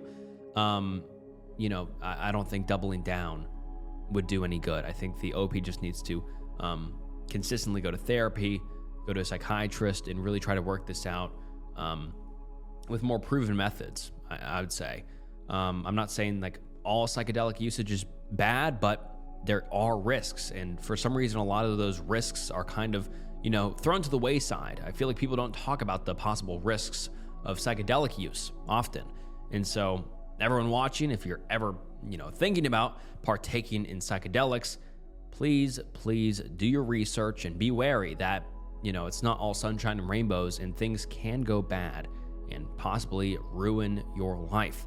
But then the OP posts another update one day after, and the post is titled, Never Live a Normal Life Again. And this post also includes a picture of a barren looking tree in the middle of nowhere. I don't really understand the meaning of that, but I just thought that was worth adding because the OP posted that alongside it. And the post reads, Hi everyone. I went to an ayahuasca ceremony on my birthday last year. I went into a very intense psychosis that was extremely amplified by the medicine and lasted for half a year. It was terrifying. My personality and thoughts were completely changed, and it got so bad that my body would convulse uncontrollably and my heart would pound and hurt. I didn't sleep for 2 weeks. It's completely ruined my life. Since then, I've stabilized, but I lost everything. My dance/music businesses, my partner, and now my soul tribe is falling away. I've never wanted to die before, but I just feel like a zombie. I'm terrified of death now to feel lost in this new personality and loop for eternity. It's been like a horror show. I can't believe this happens to people, and it's shattering that it does. I just want to be myself again, to feel free again. My heart goes to all of you who battle with this. Giving up has never been an option for me, but holy shit, it's not living when you're like this. And man, it's just so depressing. I mean, the OP said, I want to be myself again. And it's so terrifying to think that, you can get lost in your own mind, which is what happened to the OP. Like, the OP doesn't feel like themselves. They have lost a piece of themselves, and that is so sad and so scary. And then the OP posts 1.5 months later, titled, The Aftermath of Going Through a Drug-Induced Psychosis. Can anyone relate? Imagine humans were trees, growing, reaching, fruiting, As we get older, so do the branches, the leaves, the flowers, becoming older, wiser, stronger, more resilient, started to become unique, a home. Each part that grows and births a new creation of life represents a different path, value, interest, dream, skill, creative aspiration, etc. Like a library of everything that makes up who we are and who we've decided we want to be. Then one day, we get struck by friggin' lightning. Everything dies. All the work of becoming gone. All the fruit bared falls to the ground, and we are left unclothed, dead, with no way to get back what was destroyed. The roots stay in the ground and connections remain, but we will never become the ancient tree that we could have, should have, or grown to be. This tree has been shocked and traumatized. Life will inevitably grow again, but it won't ever be the same. That empty, hollowed, burned tree will always be a part of that lifetime. And now let's get into some of the top comments. One user says, "This is very eloquent and seems very accurate. Do you mind me asking how far on the other side of this you are? Was it a first episode? I hope you are healing." And then the OP responds and says, "It was my first episode that lasted about 6 months. I can work again, my memory's back, I can enjoy time with my friends. But it's like the richness of life is missing. Love music, art, nature, spirit. Like a cord has been cut between me and life. I honestly don't think there is an other side of me. Everything's just different now. I am different now. It's more of an acceptance of what is and gratitude that I can function in the world again." Another commenter says, 6 months is still quite young in recovery. It might also be worthwhile exploring if it's kicked up some other health issues if you can. Adrenal fatigue, if you're fighting back tears quite often, pseudo-bulbar effect might be kicking your arse, etc. My cortisol levels were all over the place for my first few years of recovery. I have found acupuncture and physical therapy have both been helpful for getting back into my life and body." And the OP responds and says, "The psychosis of whatever it was lasted 6 months. It has been a full year. It's just what it's like not being in it anymore." And then about 1 month later, the OP posts a post that's titled "Afterlife." And they say, "What do you think of the afterlife? The scariest part of my psychosis was that it brought me to believe I would be stuck in an eternal loop of torture in a place called the void after I pass away. I actually experienced living in this place, in this reality, for months. It was worse than any horror film. Now I am terrified of death. Sometimes I feel like I'm just waiting for my life to be over since the accident, but then what? The mystery of it all used to be so beautiful to me, but now my brain is so messed up, I'm terrified of the unknown and my new belief systems. I've been very spiritual my whole life, and now prayer music, etc. is out of the question. Like my ability to connect with something greater now is non-existent and somehow doesn't apply anymore. Mostly because I experienced something that represents hell for so long, resulting in my emotions being cut off like love. It has been a whole year since I have felt love. Sorry for this little rant. Any thoughts?" And then no one comments on the OP's post here, but the OP disappears for a year. But a year later, the OP comes back and with an update, and let's get into it. Update. It's almost been a year and a half since the ceremony. I am relieved to say that I have come out of the other side. I really had no hope, but gracias a Dios, it changed. It was around the year mark when I finally felt in control of my mind again and could feel emotions other than fear and anger. I'm no longer on any medication and living life again. I am well enough to work, and I'm now traveling on my own and rediscovering myself and my connections to life. I've been dancing and singing again, and really pushing myself towards creativity and igniting that flame. We all have our own way through healing, and mine is definitely through dance and connections. I still don't feel as I once did, but there's been a huge acceptance of myself, and I've let go of a lot of regret. I did not do any special therapies. I actually feel I wasted a lot of money on different treatments. I just had to be patient and change my external environment for eventually the internal to change with it. I've gotten an overwhelming amount of people messaging me saying something similar has happened to them. I hope this post will help spread awareness so people can take this plant very seriously and know the risks. I also wanted to mention that what happened is no fault or doing of the shaman and the people holding the space. They do an incredible job and are very experienced. I respect and still love this community immensely. Things can go wrong no matter how well this space is being held. And this is the last we have ever heard from the OP, but God, just such a terrifying Reddit thread. I mean, I'm just happy she came out the other side and she finally feels like she is in control of her life again. But man, this could have been bad. I've read many Reddit posts of people taking whatever drug and it, triggers a psychosis of sorts, and they lose everything. They lose their mind, they go crazy, they end up in jail or passed away or etc. I've heard this was the best case scenario, but hopefully this is a lesson for a lot of you watching. If you didn't know the risks of psychedelics, now you do. It is very risky, and if you ever do partake, please just know the risks.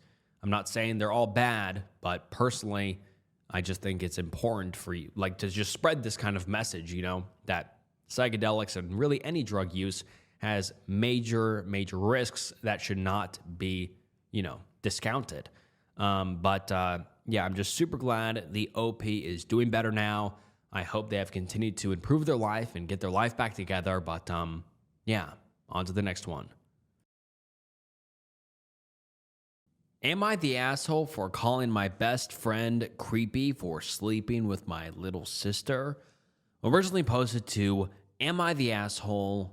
And the post reads as follows.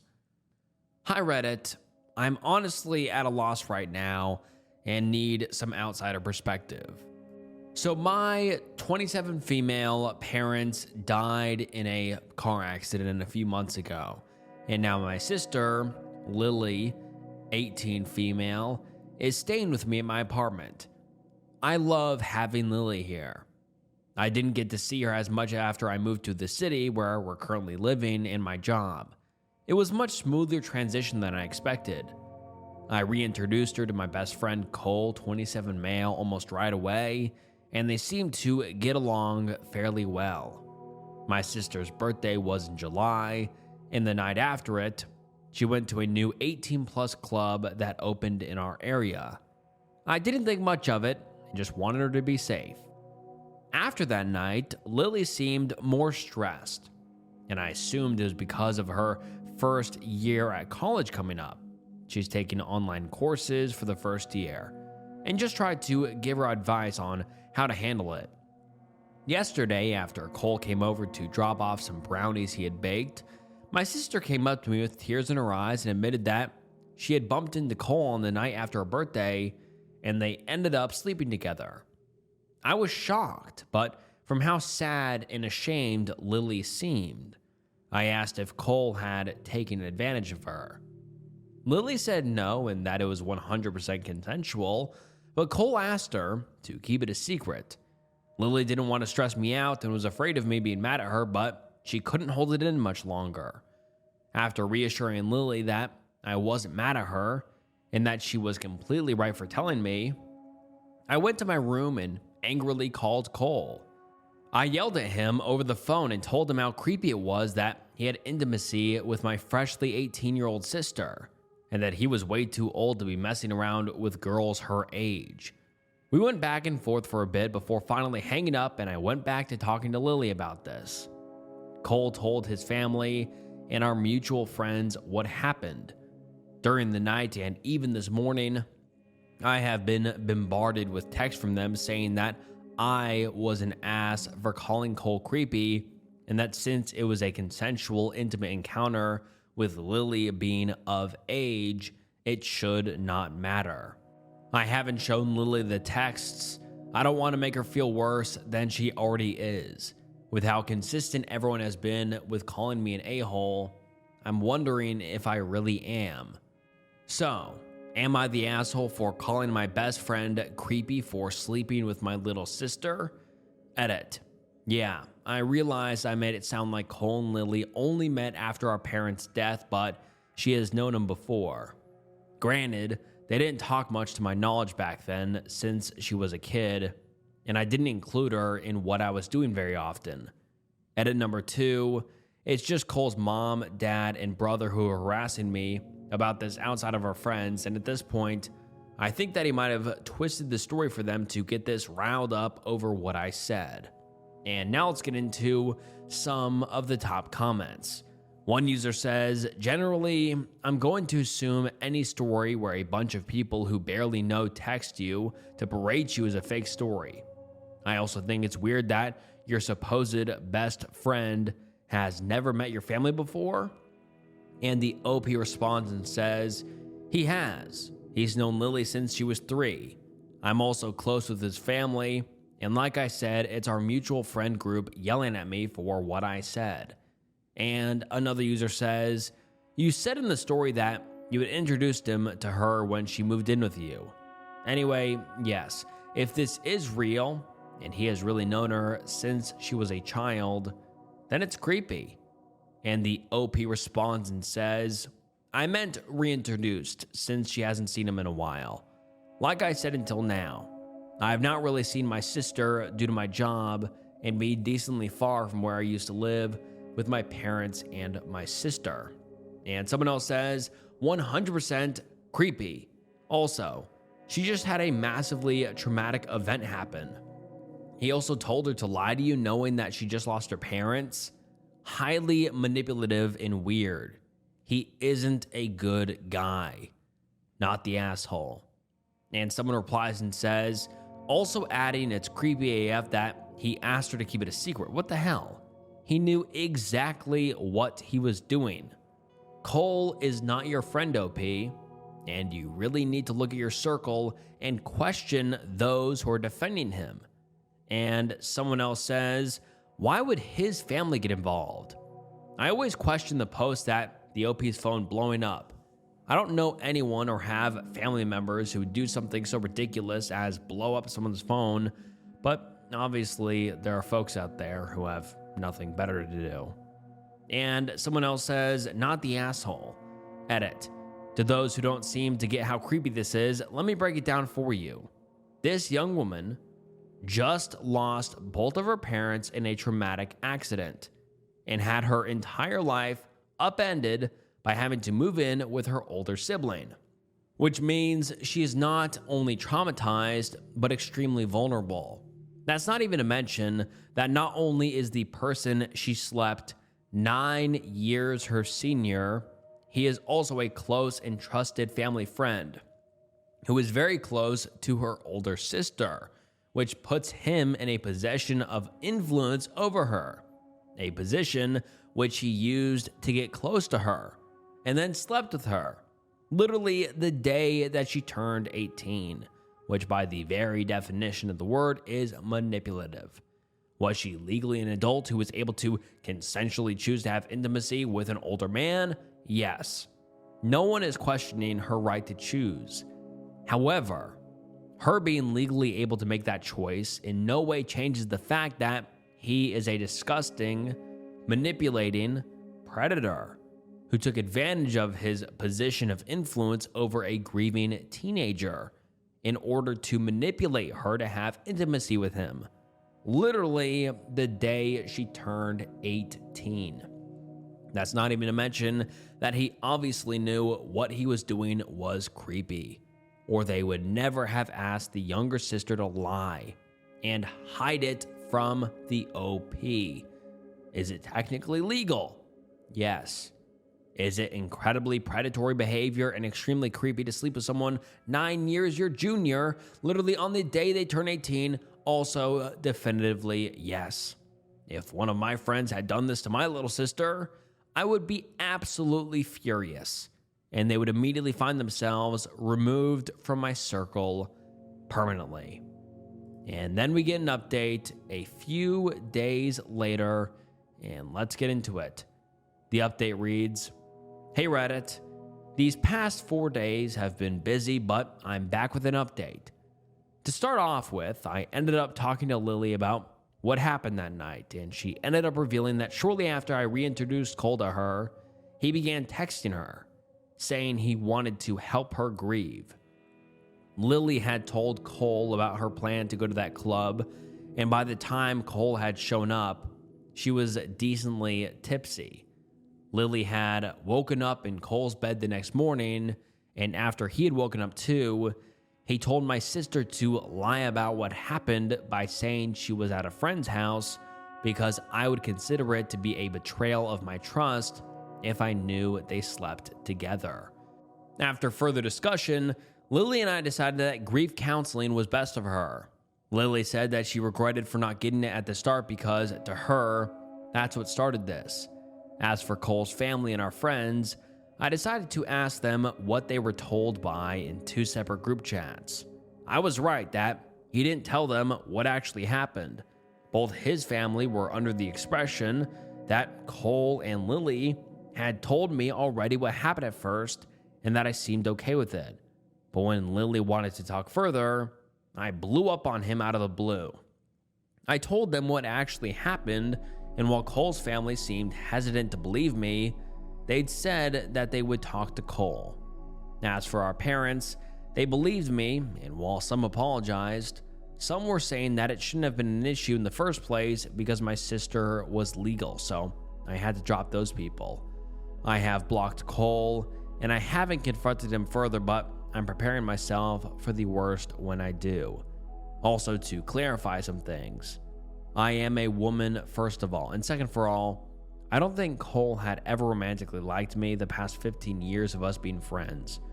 There just hasn't been any signs of that, but then again, this proves that I don't know him as well as I thought, so I don't know. Thank you all for the advice, and I'll update you again if anything more comes out of this." And now let's get into some of the top comments.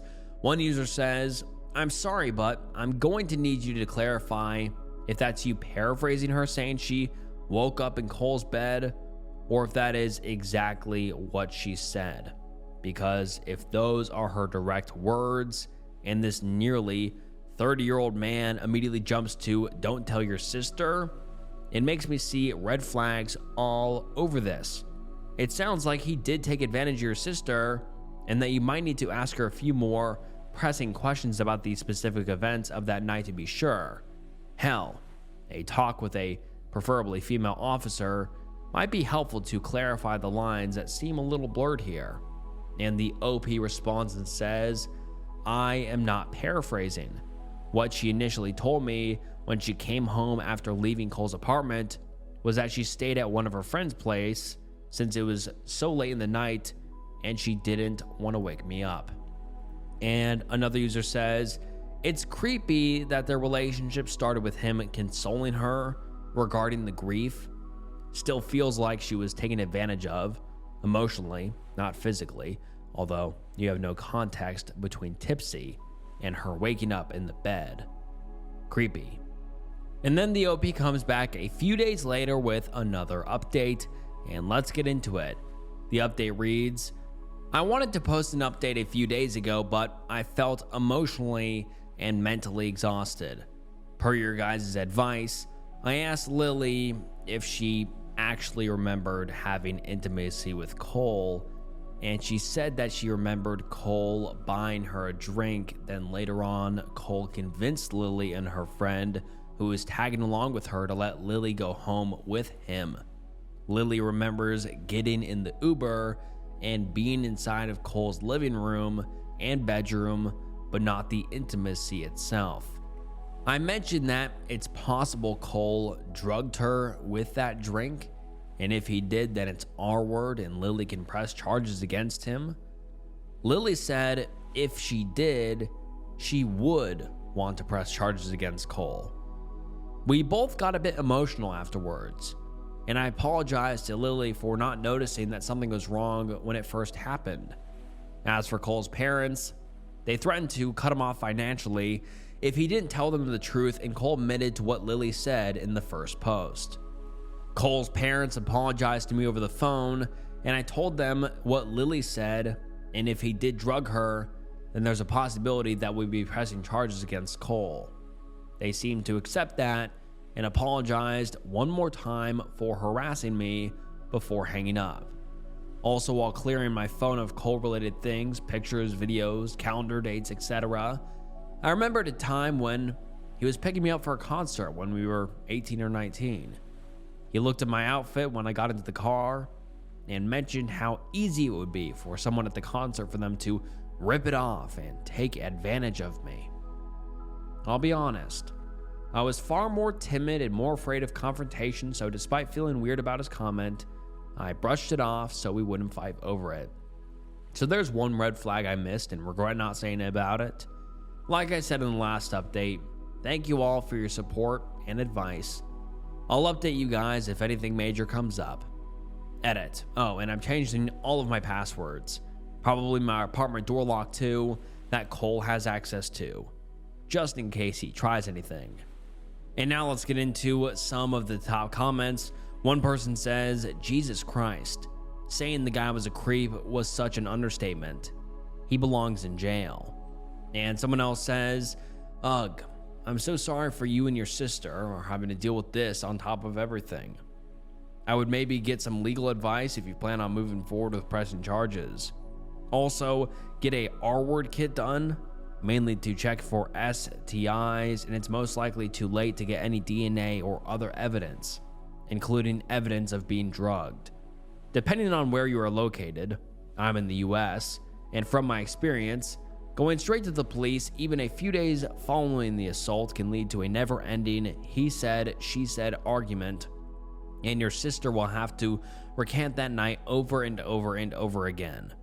That said, I strongly believe in justice, and it is very clear that your sister was taken advantage of. I would personally look into next steps for pressing charges. Again, I'm so sorry, and just know that people like Cole know what they're doing and how to hide their true selves from others. So none of this is your fault at all. I wish you and your sister nothing but the best. And this was the last post we had ever received from the OP, so I really wonder what ended up happening. Did the OP's ex-best friend, Cole, end up in jail or press a charge against him? Hopefully he ended up in jail. I mean, this guy is a complete creep, and who knows who else he's possibly taken advantage of, you know? I mean, if he took advantage of his best friend's little sister, he could have many more victims, which is so sad to think about. But hopefully the victims come to light and, you know, tell the police what he did, also press charges, and hopefully he goes to jail for a long time. And I hope that the OP and the OP's little sister are doing better now. Strangest thing that has happened in my life. Preface: this is not a creepypasta. This is not made up. I'm not trying to promote anything. I don't care about karma. I don't care about attention. Everything I'm about to write is 100% true. Last year, I went to Dubai with my girlfriend and my best friend. When you land, they give you a SIM card with a limited amount of mobile data. I didn't care about it, but my girlfriend took hers and so did my friend. They both put them in their phones and activated them, even though we kept using our regular mobile data until we got to our apartment. The first 3 days were completely normal. On the 4th day, we had our desert safari booked. The reservation was under my name, with my Romanian phone number and everything. The driver picked us up, took us into the desert, all that stuff. At one of the stops, there was a guy offering photos with a falcon. If you wanted one, you paid and he'd let you hold the bird for a picture. I politely said no. He kept insisting. Same answer. Later that night, while we were having dinner before heading back, after it had already gotten dark, the same guy came up to us again. This time, way more pushy, asking if we were really sure we didn't want a photo. Again, no thanks. We got back to the apartment, showered, went out for a walk, then came back. As crazy as this is going to sound, and again, I have absolutely no reason to make any of this up, I have nothing to gain from it, and the three of us are still confused about it to this day, but it was around 2 or 3 in the morning. We were literally watching an episode of Black Mirror when my girlfriend's phone started ringing. She answered it and put it on speaker. Nobody said anything. All we could hear was breathing, almost like a faint hissing sound. We said, "Hello?" Nothing. So we hung up. The call came to her Dubai number, the one from the SIM card she got at the airport. She had never used that number. She hadn't called anyone with it. Nobody had called her before, and she didn't even know what the number actually was. We decided to save the number and check the WhatsApp profile picture. And there is a profile picture they attached. I'm going to blur this guy's face because I don't know who this guy is, but it's a picture of, some guy. I did a reverse image search out of curiosity. It turned out to be the picture of the president of the UAE. Oh, well, then I'll unblur it. Obviously, it wasn't actually him. That's not the point. Here's the part that still creeps us out. Among the reverse image search results on Google and Yandex, there was an Instagram account that had posted that exact same picture. We opened the account and honestly, I still get goosebumps thinking about it. The last post on the account was from 3 years earlier. The profile picture was the same one as above, but the last post itself was a picture of the Falcon guy from the safari. I can say with 100% certainty that it was him. Same place we had visited, same clothes, same falcon. We never got another call after that, and the rest of the trip was completely normal. Any thoughts? Any explanation? And now let's get into some of the top comments. One user says, maybe she'd dropped the package that the SIM came in. The phone number is often printed on it. And the OP says, no. This would have been plausible if the safari trip happened the first day, but it was on the 4th.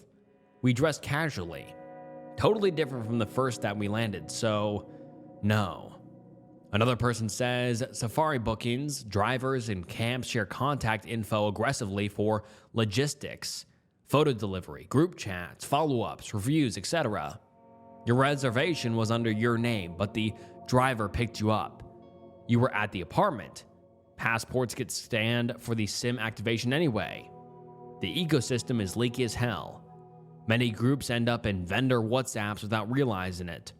New tourist SIMs, the free/cheap DU, ones handed out on arrival, also hit spam lists or recycled contact lists extremely fast. It doesn't require hacking. It's just how the loose, commission-driven tourism machine operates. And the OP replies and says, I get what you say, very plausible, but we were staying in an Airbnb rented by someone private. No one at the accommodation asked for a passports/ID. Also, the safari trip was as well, without any passport/ID verification. The only thing where the SIM could be associated with their passport was indeed at the airport. But still not enough for the story. I don't know. Another user says, that does sound weird, but to be fair, I wonder if that's not a very commonly used picture amongst people in the region. So that you got called by a random number that happened to use that profile picture? Because when I Googled reverse searched it, I also get many random websites such as Facebook, X, and Instagram pages. Maybe the specific Instagram showed up in your reverse search results because that guy was in your vicinity. I think we need someone from the UAE to clarify if it's common to use that image as a profile picture. It's still a weird coincidence, either way. And someone else says, OP has been offered a number of plausible scenarios, but seems determined to deny any of them. What answer do they want? Ghosts? Assassins? Ghost assassins? And someone else says, I think your Dubai number was leaked to the weirdo somewhere. And the OP replies and says, that's what I'm thinking, but how? Or just a pure coincidence? But I guess there is a bigger chance to win the lottery than this to happen. And another user says, it's simple. They were likely tracking your movements because your girlfriend is attractive and they knew her location constantly while in country and wanted to snoop on your browsing habits while in country. Why else would the Falcon guy show up randomly later and hassle you? He didn't expect her to be accompanied by others, and he's not accustomed to being told no, and only knows how to be aggressive to get his way. Still pissed and being denied, he did a creepy, heavy breathing phone call later in the middle of the night. It's definitely a good thing she was never out of your sight while you're visiting. People go missing all the time. Creepy indeed. Also, the whole Falcon photo thing was likely a ruse to get additional photos of each of you for a governmental database. People aren't always what they seem. Not wanting the sim and not wanting your photo taken, to them, it was fishy, and you're definitely a spy on a mission. And unfortunately, the OP has not updated us on what ended up happening or what the creepy phone call was or who the guy was or what happened, so I'm super sorry to leave you guys on a cliffhanger, but what do you guys think? I read every single comment, so comment down below what you guys think. Who do you think this guy is? Who made the phone call? How do they know where they are? And just what's the motive behind all of it? I'm interested to hear what you guys think. And all right, guys, that wraps up some insane true Reddit threads. I really appreciate you guys watching. And this video was dark, depressing, and insane. Please leave your comments down below on what you thought about today's video. I read every single comment, so please comment down below. I appreciate all of the feedback, support, criticism, whatever. I just like reading your guys' comments. And like I said, thank you guys so much for watching. From the bottom of my heart, it means the world. Make sure you like the video and subscribe to the channel. And follow my Instagram and follow me on Spotify. It really does help so much. And if you enjoyed this video, I'm sure you will enjoy some other videos on the channel. So go check out some other videos on the channel. And yeah, I just want to say once again, thank you guys so much for watching. And this was Snook, and I'll see you next time. Bye.